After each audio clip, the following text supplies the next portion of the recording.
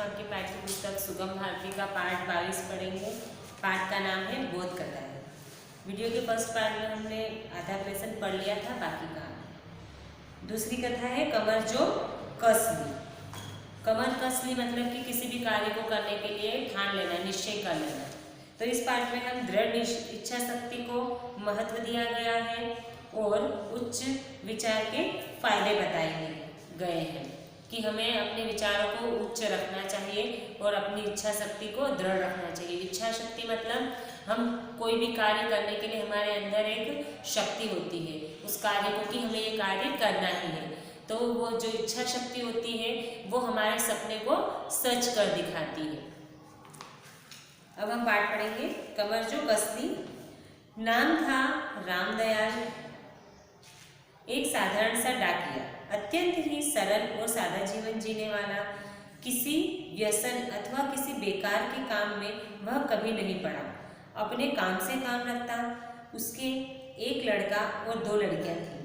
तीनों बच्चों की बड़ी इच्छा थी कि वे खूब पढ़े।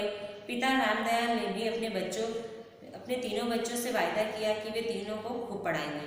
एक व्यक्ति थे जो साधारण सा डाकिया था, उसका नाम था रामदयाल।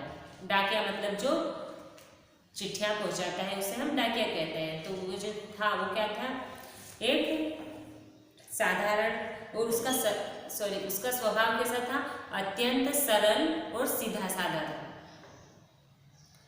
और वो सादा जीवन जीने वाला व्यक्ति था। किसी व्यसन मतलब कि बुरी आदत उसके अंदर भी नहीं थी और किसी बेकार के काम से वह कभी नहीं पड़ा। मतलब कि वो कोई भी बेकार के काम जो फालतू के जो जिस काम से उसका कोई मतलब नहीं रहता है या जो कार्य अच्छा नहीं होता है वो कभी भी नहीं करता था। और उसके 3 बच्चे थे, एक बेटा था और 2 बेटियां। और उन तीनों की इच्छा थी कि वो खूब पढ़े लिखे और आगे बढ़े। तो उसने अपने बच्चों से वादा किया था कि वो अपने बच्चों को खूब पढ़ाएगा लिखाएगा और उनका सपना पूरा करेगा। हुआ भी ऐसा ही। रामदयाल ने बड़े बेटे को इंजीनियर बना दिया, एक लड़की को डॉक्टर बनाया और तीसरी बेटी को एमए तक पढ़ाया। यह सब देखकर लोग दांतों तले उंगली दबाते और कहते रामदयाल ने तो कमाल ही कर दिया। उसकी आमदनी तो कोई खास थी नहीं, फिर आजकल के वक्त में 3 बच्चों को इतना पढ़ा देना कोई मामूली बात तो नहीं। इंजीनियर और डॉक्टरी में इतना खर्च आता है और उसने जैसा सोचा था वैसा उसने कर दिखाया। क्या किया उसने, उसका जो बेटा था उसे उसने इंजीनियर बनाया, अपनी एक बेटी को उसने डॉक्टर बनाया और एक बेटी को एमए तक पढ़ाया। मतलब तीनों बच्चों का सपना उसने पूरा कर दिखाया। और यह सब देखकर जो अन्य लोग थे वो दांतों तले उंगली दबाते थे, मतलब आश्चर्य करते थे कि जो रामदयाल था वो एक साधारण सा डाकिया था और उसकी आमदनी मतलब कि वो इतना कमाता भी नहीं था कि वो अपने तीनों बच्चों को इतना पढ़ा लिखा सके। और आजकल के ज़माने में मतलब इतने महंगे ज़माने में इतना खर्च होता है कि तीनों बच्चों को पढ़ाना और डॉक्टर इंजीनियर बनाना बहुत बड़ी बात होती है और डॉक्टर इंजीनियर की पढ़ाई में बहुत खर्च होता है। तो उसने ऐसा कैसे कर दिखाया, ये सब बातें लोग करते रहते थे। दूसरे ने कहा भैया इंजीनियर और डॉक्टरी में दाखिला लेने में ही हजारों खर्च हो जाते हैं। 3 बच्चे और पति पत्नी 5 जनों के खर्च में ही मामूली आदमी कर्ज में डूब जाता है, फिर भला पढ़ाई लिखाई के लिए बचता है क्या है।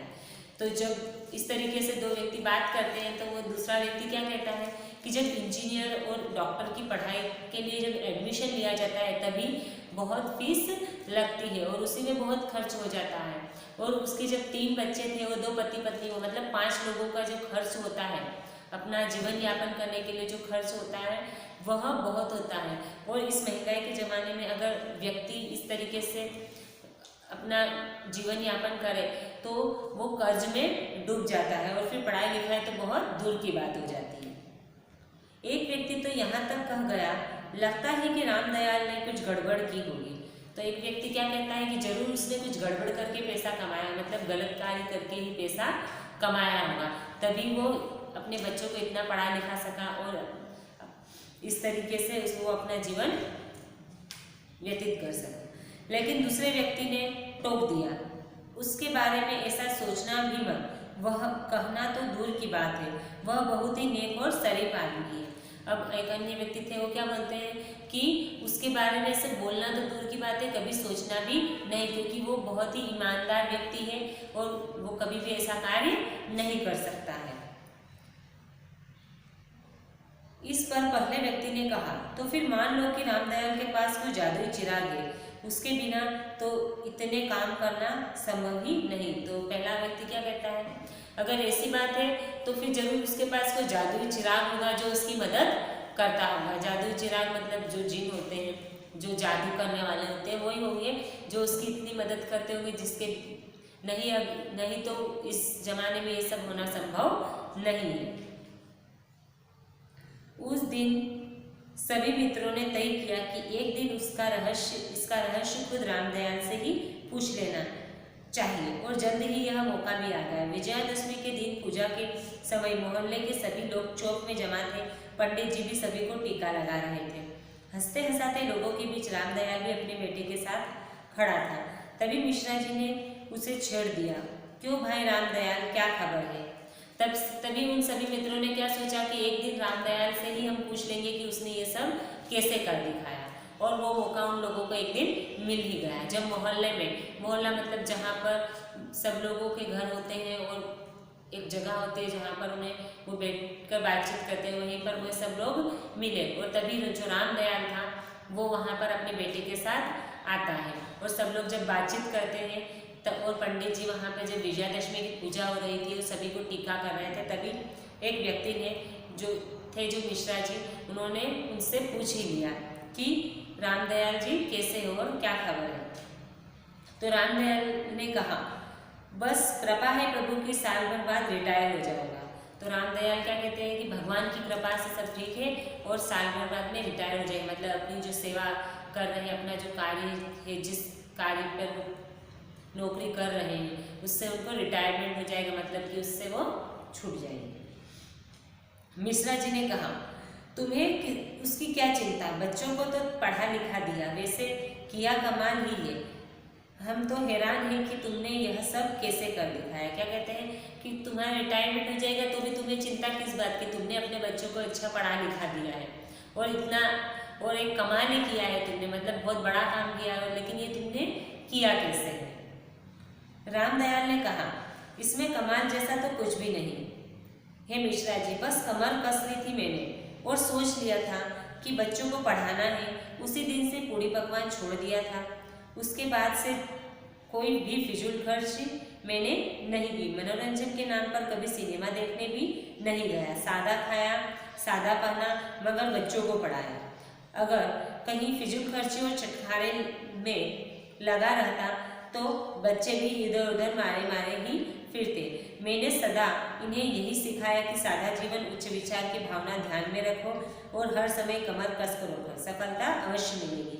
अब रामदयाल क्या कहता है कि इसमें कमाल की कोई बात नहीं है, बस मैंने कमर कस ली, मतलब मैंने ठान लिया कि मुझे मेरे बच्चों को पढ़ाना लिखाना है और आगे बढ़ाना है। और जिस दिन से मैंने ये सोच लिया तभी से उसने पूड़ी पकवान छोड़ दी, मतलब अच्छा खाने की चीज़ें हैं वो खाना छोड़ दिया बस।